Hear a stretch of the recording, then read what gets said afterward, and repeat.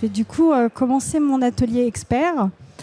Donc, je suis Véronique Thomas, je travaille pour Explore Game. On est créateur de jeux d'aventure scénarisés, guidés par application et spécialisés donc de la gamification du patrimoine sur mesure. Là, je vais vous animer du coup un atelier expert autour donc, de l'innovation et du 4 saisons. Du coup, pour nourrir cet atelier, il m'a fallu effectivement connaître davantage votre environnement et je me suis nourrie effectivement de mon environnement. Je suis allée donc interroger des acteurs du territoire de la montagne, aussi bien à titre personnel que des exploitants touristiques qui sont déjà sur le territoire, et également de clients, puisqu'on travaille avec différents clients déjà présents sur la montagne. Donc pour commencer, commençons par parler de vous, les acteurs de la montagne, ce que vous vivez. Et effectivement, on vous a souvent dit que la neige était l'or perdu, sauf que clairement, concrètement, il faut le reconnaître, aujourd'hui, l'or blanc reste quand même le plus gros marché de la montagne. On a beau vous dire qu'il sera perdu. Et du coup, l'idée, c'est de capitaliser sur le moteur économique et le cœur de l'attractivité hivernale. Mais vous connaissez aussi la réalité du terrain, que le climat évolue, que les saisons deviennent imprévisibles et les clients changent, leurs demandes également changent. Et donc, du coup, pour cela, il faut effectivement tenir le cap, et ce que vous savez déjà faire, puisque vous savez prolonger des saisons, maîtriser l'enneigement, sécuriser effectivement et fidéliser. Vous êtes un peu devenus des experts de l'adaptation.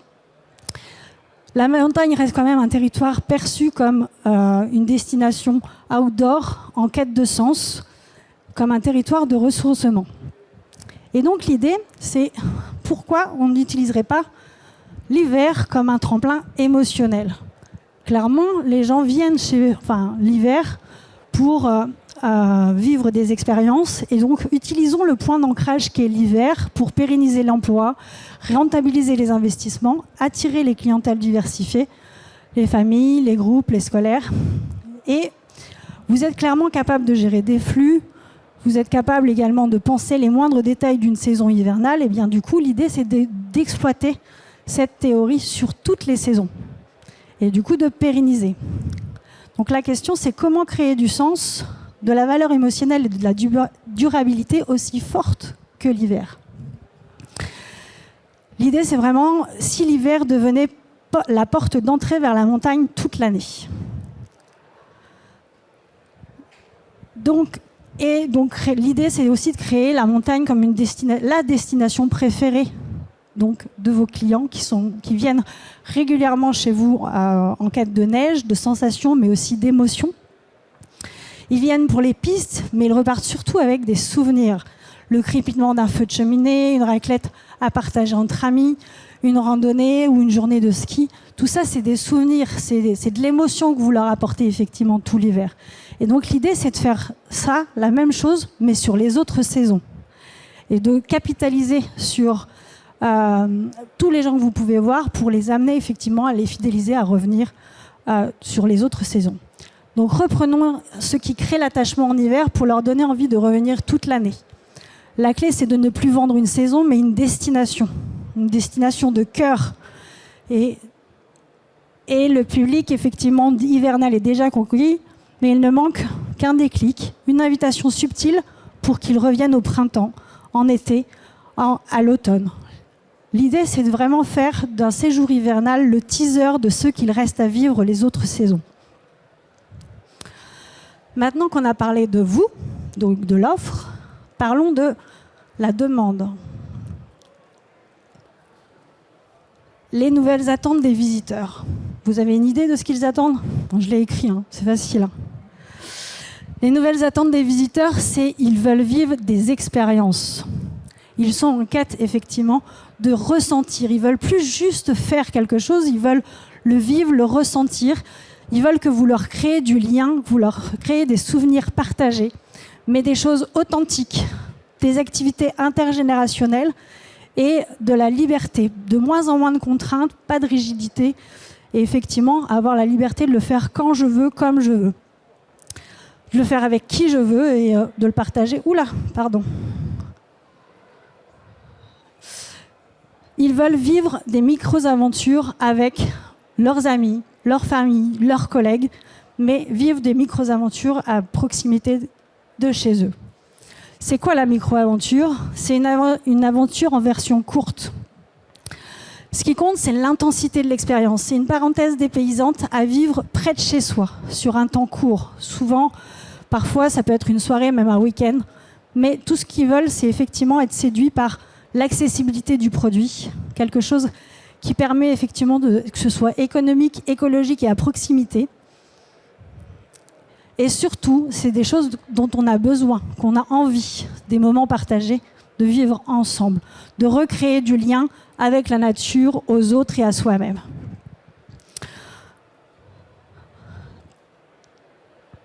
C'est là qu'on intervient, puisque nous sommes, Explore Games.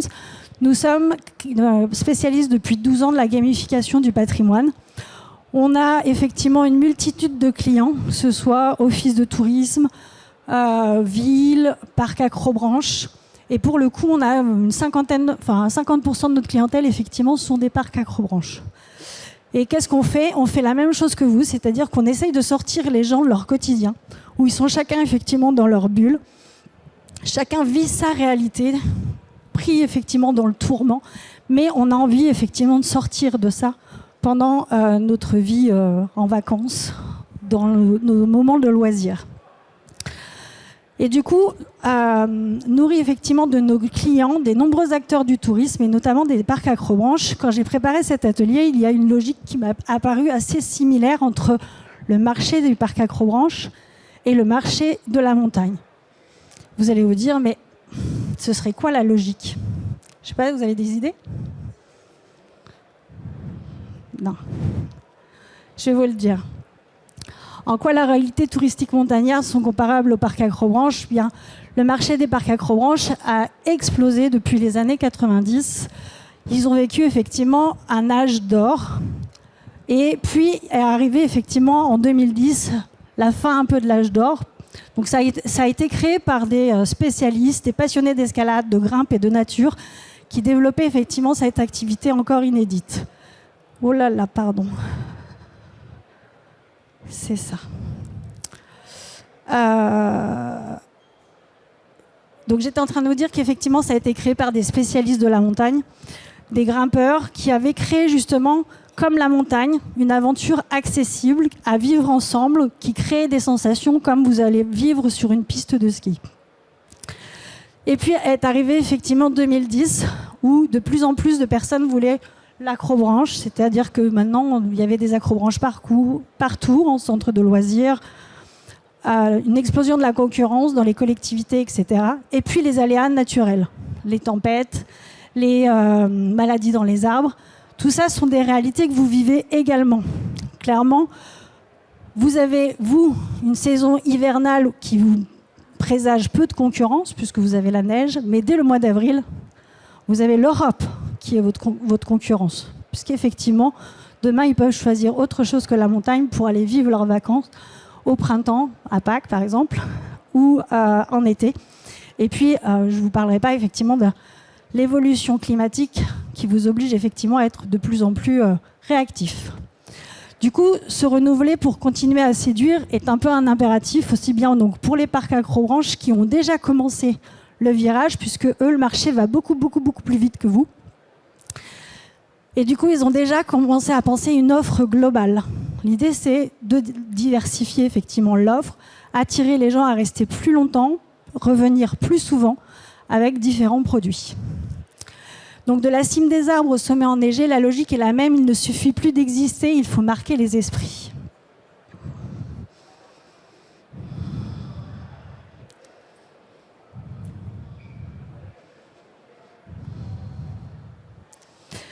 La diversification, je pense que vous connaissez déjà.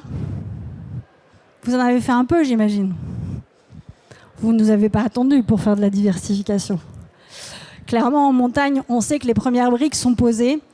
L'été, effectivement, devient de plus en plus croissant, mais il reste encore les autres saisons, l'automne et le printemps. Et après, quand on voit la diversification qui est proposée en montagne, ça peut être des choses très techniques, mais aussi très sportives. Donc là, vous allez avoir toute la clientèle qui est en charge, en quête de sensations, de sport.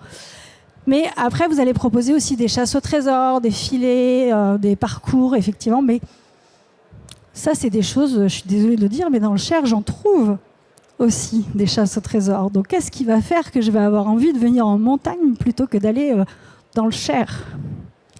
C'est là où il faut éviter effectivement d'avoir une diversification avec des produits, on va dire, dits gadgets, l'activité gadget que vous pouvez retrouver ailleurs. C'est comment faire en sorte d'attirer les gens et de leur raconter une histoire.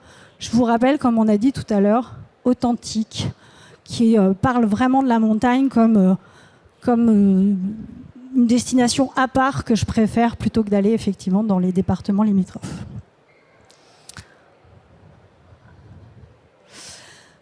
Donc dans la diversification, j'imagine que vous avez déjà essayé de faire de l'exploration ludique.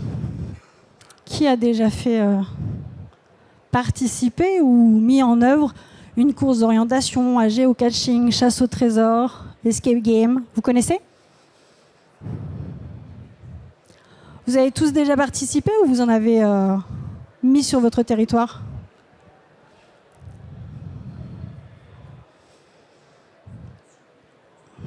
Tout ça, c'est pas nouveau. Hein. On voit que la course d'orientation, effectivement, c'est milieu du XXe siècle. Géocaching, chasse au trésor, ça concrètement, c'est le marché d'hier et de demain qui existe déjà sur le territoire. Nous, on est effectivement placé, notre type d'activité, sur ce marché-là.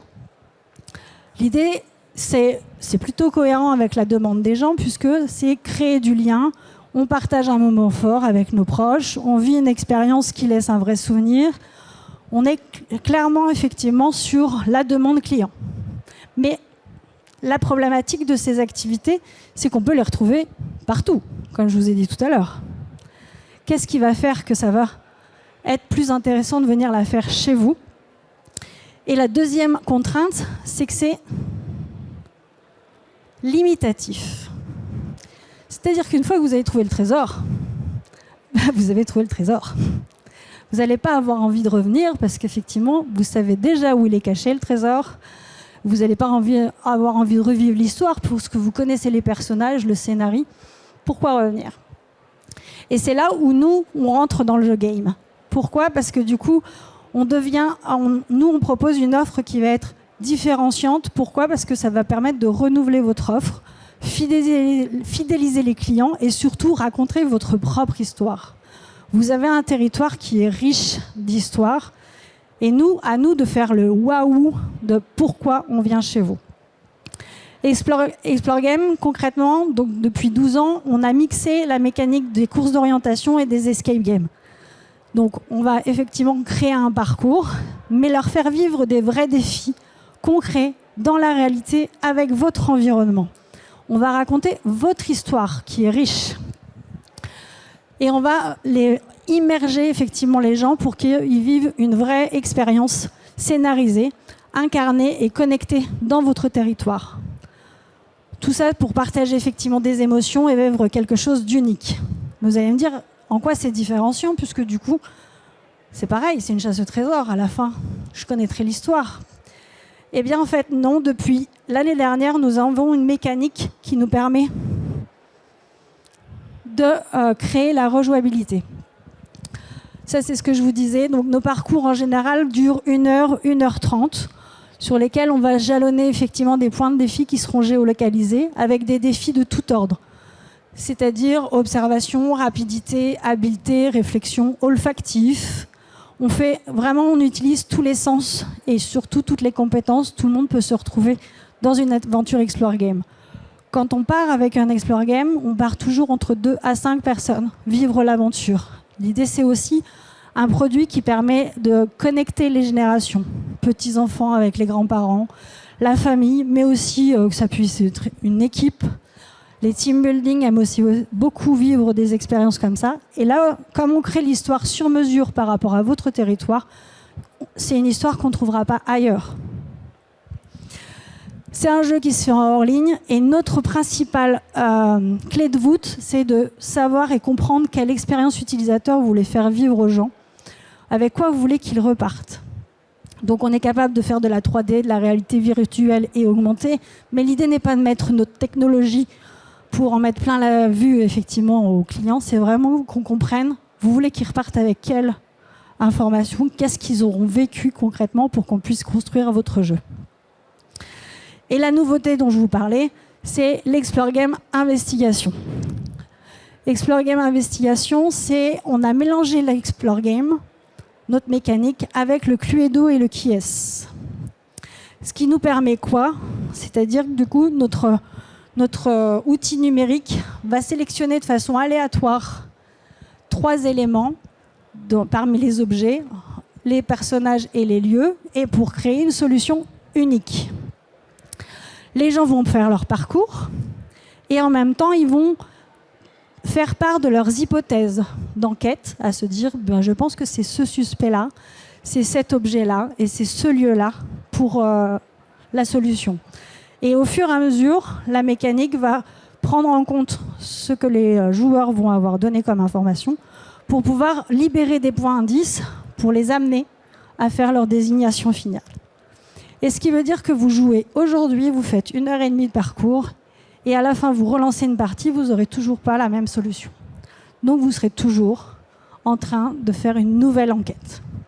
Et ça, c'est la vraie nouveauté qui est enrichissante et surtout différenciante, qui permet de personnaliser un produit pour vous et qui intéresse aussi bien les touristes qui viennent régulièrement, mais aussi toute votre clientèle locale. Parce qu'ils vont vouloir venir vivre un jeu en famille ou en équipe ou en team building.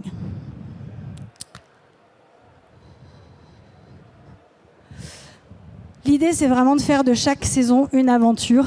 Et en vous proposant cette offre qui est différenciante, on vous propose une expertise qui fidélise, qui génère du bouche à oreille, qui permet de raconter votre histoire locale et surtout qui contraste, qui amène une histoire à chaque saison. Est-ce que du coup vous avez des questions?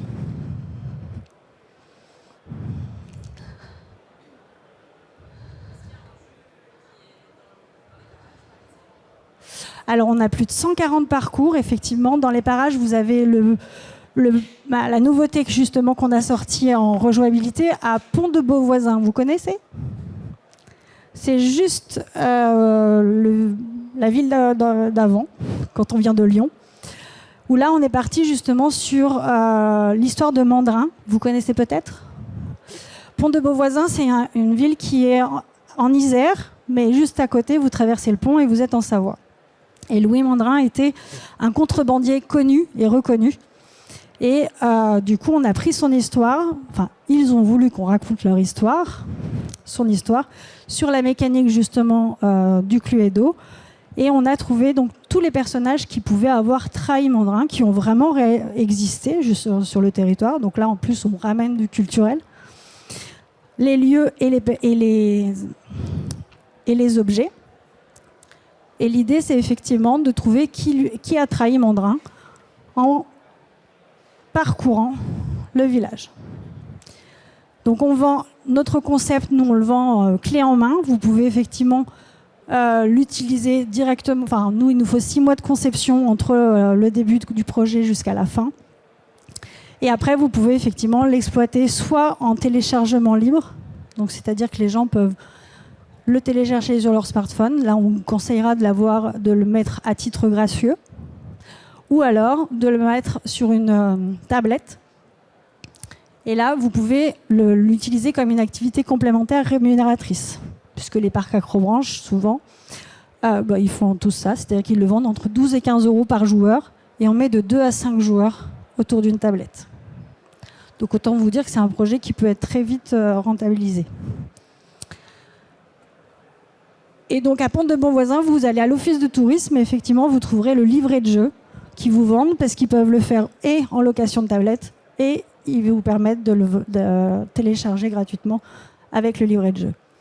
Et sur le livret de jeu, vous avez les hypothèses que vous pouvez noter et la désignation. Après, on a dans les stations avec qui on a déjà travaillé, il y a Méribel, Megève, Champs-Rousse, Alos. Et l'intérêt, c'est que du coup, on fait des parcours différents. Enfin, on crée le scénario, mais on a des parcours qui vont être différents en hiver, puisque du coup, vous allez avoir la neige qui va contraindre les visiteurs, qu'en été ou en automne et au printemps. On adapte. D'autres questions ?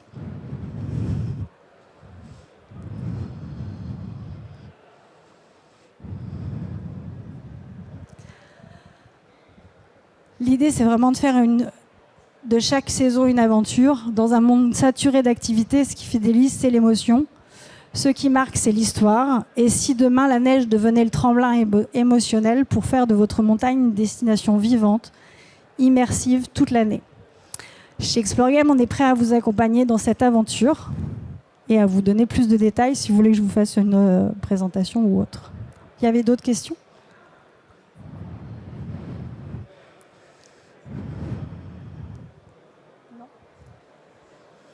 Oui ?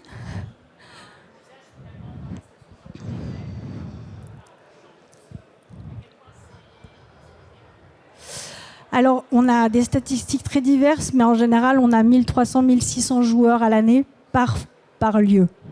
Mais après, tout va dépendre aussi beaucoup du lieu, de comment ils vont l'évoquer. Après, il y a différentes façons de l'utiliser. Par exemple, à Alos, ils ont fait le choix de faire un point qui va être en bas de la remontée mécanique et d'inciter les gens justement à prendre la remontée mécanique pour pouvoir faire le jeu en haut. Donc, ils les amènent vraiment à cheminer. Mais Ribelle, inversement, on a fait un parcours qui va être plus dans le parc naturel, où là, on va parler effectivement plus de la nature. C'est un parc, le parc de Tueda, je ne sais pas si vous connaissez, qui est protégé. Et donc, du coup, là, on a travaillé en collaboration, effectivement, avec les équipes sur place qui nous disent ne passez pas par ces chemins pour éviter les surfréquentations. Les parcs Acrobranche aussi, on travaille aussi beaucoup là-dessus, pour qu'on évite de traverser des lieux qui vont abîmer la nature qui est protégée et surtout pour éviter que les arbres puissent tomber, parce que si on passe trop près des arbres. Donc nous, quand on crée votre Explore Game, l'idée c'est vraiment d'être dans la co-construction. La première étape, c'est vraiment, on vient sur le terrain, on discute avec vous, on fait le parcours que vous aviez imaginé. On voit le territoire que vous avez. En général, on fait 1,5 km, 2 km, pas plus. Les gens, ils n'ont pas trop envie de marcher. Et c'est le bon équilibre pour pouvoir avoir et des défis et de la marche douce. On est capable aussi de faire des parcours en vélo, en raquette. Enfin, voilà, tout est possible. Donc, une fois qu'on a vu le terrain, après, on fait une réunion brainstorming avec nos chefs de projet qui vont vous permettre, en fait, de pouvoir parler de l'expérience utilisateur que vous voulez faire vivre et surtout quelle est la cible que vous visez. Si vous voulez, au niveau des enfants, si c'est en dessous de 6e ou si c'est au-dessus, les ados, on ne va pas avoir les mêmes personnages comme je vous montrais tout à l'heure. Pour les plus petits, on va choisir des petites mascottes qui vont être rigolotes. Les ados, ça les fait moins rêver, donc on va être sur d'autres thématiques. Et donc, du coup, une fois qu'on s'est nourri de ça, vous allez nous donner, vous, tout le patrimoine culturel que vous avez, ce que vous voulez raconter. Et nos chefs de projet vont repartir et imaginer avec vous donc, les personnages, si on les met dans le présent, dans le passé, dans le futur, si on leur fait chercher le trésor ou sauver le monde, ou quelle est la quête qu'on leur imagine. Et puis, ils vont vous faire toujours des retours, c'est-à-dire ils vont retourner au bureau, ils vont travailler, ils vont faire le pitch, le scénario, ils vont vous l'envoyer, vous direz ce que vous en pensez, les personnages, ensuite les défis. Et après, concrètement, on revient sur le terrain pour pouvoir commencer l'installation et le tester, pour voir effectivement si c'est cohérent et pertinent. Et après, on vous livre le concept clé en main et vous avez tout le loisir de l'exploiter le temps que vous souhaitez. Certains clients l'exploitent déjà depuis 10 ans pour les premiers Explore Games qu'on a pu faire. Et puis d'autres ont envie effectivement de renouveler leur offre et donc du coup de faire autre chose. Mais voilà.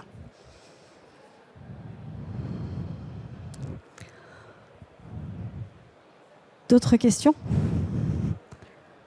Oui. Non, alors sur smartphone, vous pouvez tous télécharger, je vous invite d'ailleurs à tous télécharger l'application Explore Game, puisqu'en plus vous pourrez avoir l'actualité de tous les Explore Games qui vont arriver. Dès qu'il y en a un qui sera sorti, qui sera à proximité de chez vous, vous pourrez être au courant. Par contre, tous les Explore Games ne sont pas en téléchargement. Vous ne pouvez pas forcément jouer avec votre smartphone. Ça, c'est à la discrétion de chaque client. Nous, on donne des conseils selon vos objectifs. On vous donne aussi l'expérience qu'on a vue chez nos autres clients, mais on vous laisse libre de l'exploiter comme vous le souhaitez. Si vous le mettez en téléchargement libre sur smartphone, on préconise plutôt de le mettre à titre gratuit. Parce que ces petits outils, vous ne maîtrisez pas l'outil de votre client.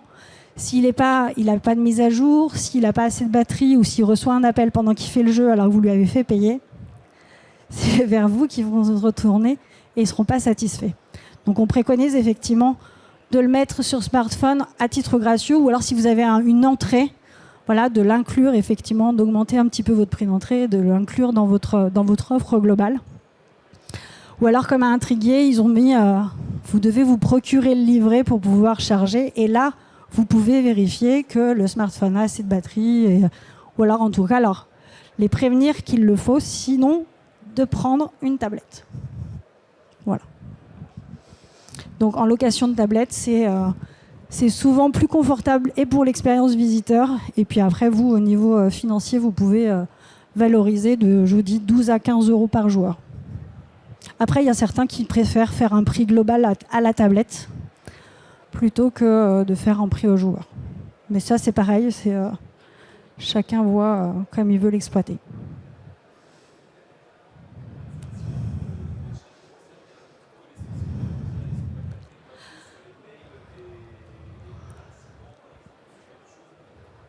Alors, j'ai pas compris le début de la question.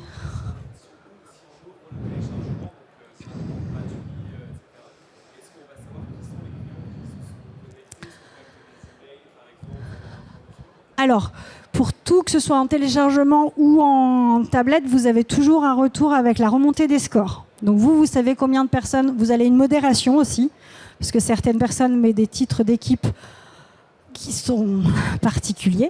Donc vous avez une modération, vous avez la remontée des scores, le nombre de visiteurs, ça vous avez toujours en back-office. On vous forme sur ça.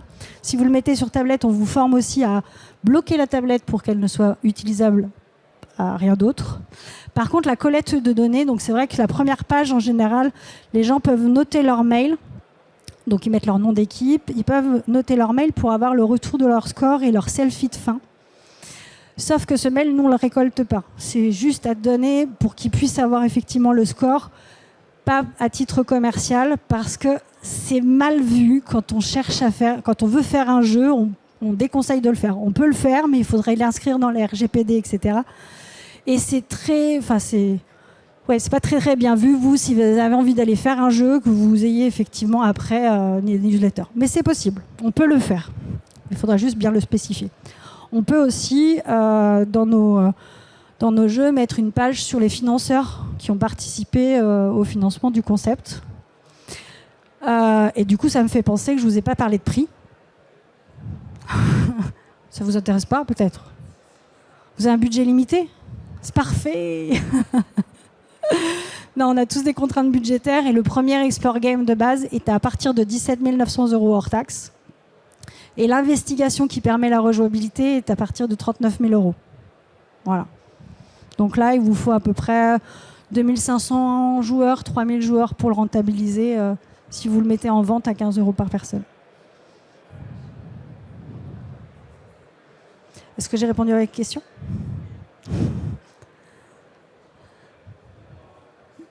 Oui.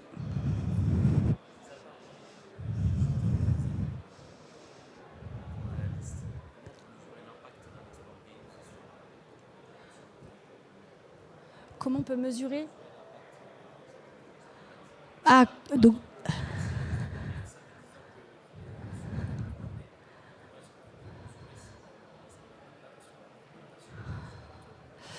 Alors, on l'a effectivement par le nombre de joueurs. La question, c'est comment on peut mesurer l'impact des Explore Games sur le territoire. Donc, vous pouvez effectivement par le nombre de joueurs que vous avez annuellement. Et après, il y a les avis aussi. Parce que du coup, il y a des remontées d'avis sur les plateformes, que ce soit en téléchargement ou sur les lieux. Mais effectivement, c'est souvent aussi les exploitants qui nous en parlent et qui nous en parlent le mieux. Puisque du coup, voilà, du moment où ils ont bien communiqué dessus, clairement, ça a plutôt un bon succès. Voilà. Nous, on fait toujours des retours. Enfin, Explore Game, c'est une marque déposée. Et pour nous, on est vraiment très soucieux de la qualité des produits qu'on offre pour 2 raisons. Parce que pour nous, on a deux clients. On a vous en tant qu'exploitant. Et donc, on veut que vous soyez satisfait en tant qu'exploitant. Mais on a aussi le joueur final. Si le joueur final n'est pas contenté, difficile de contenter l'exploitant. Et donc, pour nous, on est vraiment soucieux que ce soit de qualité. Et c'est pour ça que du coup, on est capable de travailler avec toutes les technologies. L'IA en fait partie aussi. On amène un peu d'IA, même si on a nos développeurs, nos graphistes et nos chefs de projet en interne. Mais on utilise aussi les nouvelles technologies. Par contre, toutes les voix studio, puisque comme c'est du scénarisé et avec de l'audio, toutes les voix sont faites en studio par des acteurs, parce que l'IA n'est encore pas suffisamment compétente pour retranscrire les émotions humaines. Pas encore. Voilà. Donc moi, je peux que vous inviter alors déjà à venir nous voir sur notre stand. On est au B11 avec Sylvain, mon collègue. Et puis à vivre effectivement une expérience Explore Game. Donc, ou dans les alentours. Vous téléchargez l'application, vous aurez toute la carte des Explore Games possibles, que ce soit près de votre habitation ou près de vos lieux de vacances. Et sachez que nous, on est aussi donc... On expérimente les Explore Games puisqu'on travaille aussi, nos dirigeants sont exploitants d'un parc Acrobranche à Cublise, je ne sais pas si vous connaissez, à l'ouest de Lyon. Et si ça vous intéresse de venir tester plusieurs scénarios, on en a plusieurs sur place, le 17 juin, on fait une présentation. Donc la possibilité de jouer, vous venez en équipe avec vos amis, peu importe, professionnels ou personnels. Et on fait tester effectivement pour que vous puissiez vivre l'expérience. Donc n'hésitez pas à venir vous inscrire. Chose que j'ai peut-être pas dit, sachez que c'est aussi un très bon produit sur les team building et les scolaires. Parce qu'on a des thématiques effectivement des fois sur la faune et la flore. Et on peut envoyer carrément toute une classe entière en gestion autonome, puisque du coup l'avantage de l'application, c'est que du coup quand on les envoie sur un outil numérique, ils sont très autonomes avec l'outil. Et souvent quand on joue sur une thématique, on apprend et on intègre plus facilement, on s'intéresse plus facilement que quand effectivement on a juste visité un musée. On le fait aussi en intérieur. Notre spécificité, c'est beaucoup en extérieur, mais depuis peu aussi, on a su le faire dans un musée par exemple, où là, on est capable de leur faire le silence sur une pièce, alors qu'il y a un parquet qui grince, quoi. Donc ça, c'est intéressant aussi. D'autres questions ? Non ? Ça va, c'était clair ? Merci pour votre écoute, en tout cas. Et au plaisir. Merci.